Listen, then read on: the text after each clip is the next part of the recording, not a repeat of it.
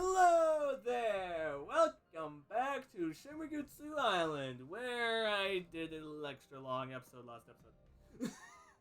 But we're still good! We found a book. Thomas's wallet. There's something in it. I wonder what the fuck it could be. I have something to tell you. Return to your room 5 minutes after everyone has gathered for lunch. We will talk about this there. Sir Raymond. Although some parts have been burnt, I can still make it out as simple. It's a simple message. Okay. Looks like someone wanted to kill Thomas. They lured him away. They lured him here with this note. Sir Raymond may have been the killer or someone else. Well, now we know. Oh. Quarantine, level 3. It's the same kind of card that Royce Higgin had. Unfortunately, it appears that the fire badly charred the IC chip. Probably not usable anymore. Quarantine level, I have a bad feeling about this. Does this mean there's such a place on this island? What could be hidden there? Huh?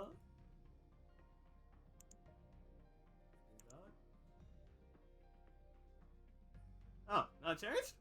Cool. I think I've been able to make sense of the situation. Let's put things together. Put all the facts together. First, the cause of death. How did he die? Asphyxia? Or shock from the burns? It has to be one of the two. The burns are particularly severe on the arms and legs, but relevantly minor on his face. And the rest of his body, so asphyxia? Or I'm guessing like suffocation, if that's what it is. I don't know the terms exactly, so I'm gonna guess suffocation?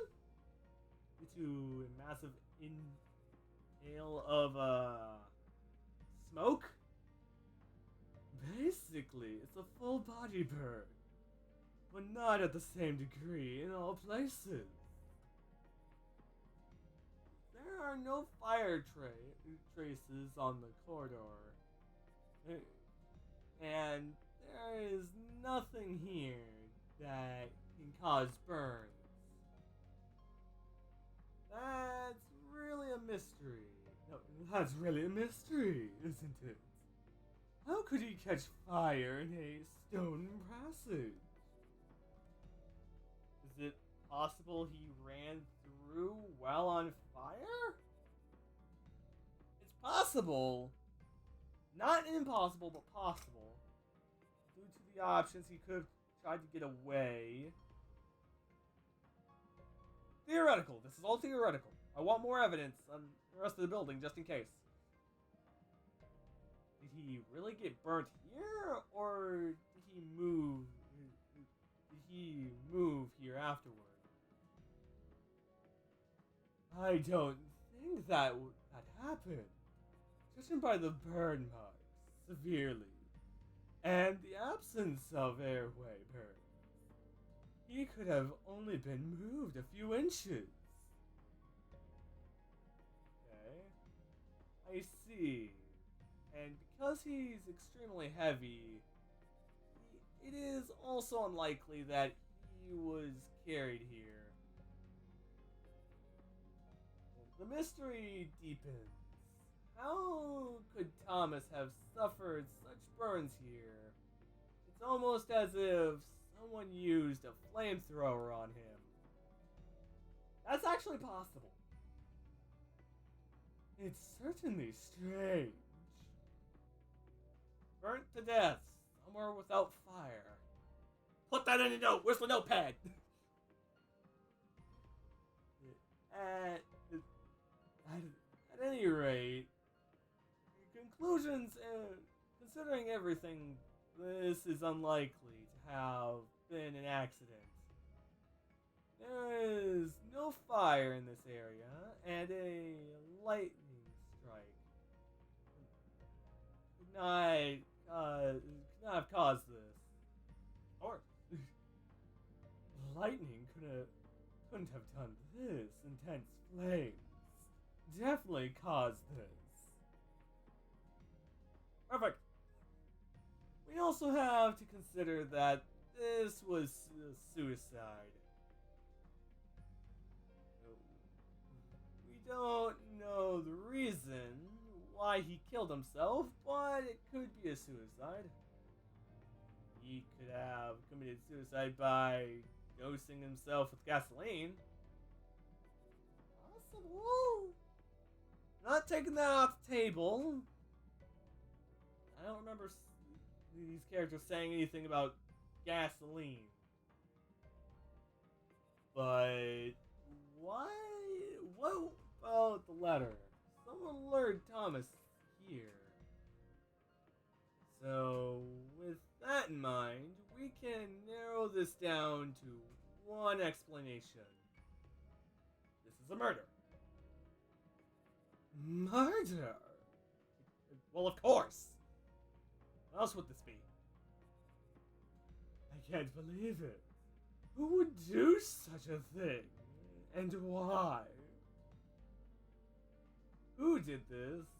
Why and how? Those are the questions. And I have to find the answers. I'm gonna stick with someone at being the head of the mansion doing this because he wasn't there. Who? And all I'll have to find is the answers. If the killer is not found, then in any case, this has become a very dangerous situation. We all should be careful. Whoever killed Thomas is definitely still on this island. What the? I immediately look around, startling Rahel, who is standing next to me. Where is that voice coming from? What? Thomas is still alive? He's breathing again? How? How can he still be alive? What the fuck should I know? He has severe burns on his body. He should be, like, at least near death. He wasn't breathing at all. Rahel's face turns pale and starts to back away. I turn my eyes towards Rahel. Even if a miracle happened, Thomas can't survive this. In this condition. Rahel trying to get an answer. That's why I tried to search for any damage to the internal organs. Rahel, with an expression of fear on her face, replies to me by shaking her head. I approach Thomas. Hey, Thomas! Don't worry, the burns aren't as bad as you think. But you should rest. We'll get you to the we'll get to the bottom of this. He's in immense pain. Thomas mutters with a voice that sounds like someone's last breath.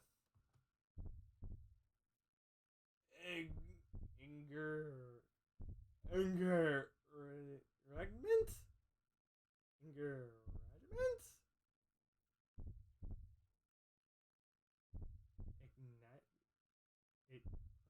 Fuck? I don't even know what. Redmond?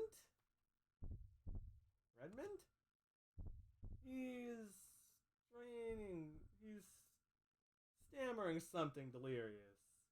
I had my ear next to his mouth, but that is all I could hear.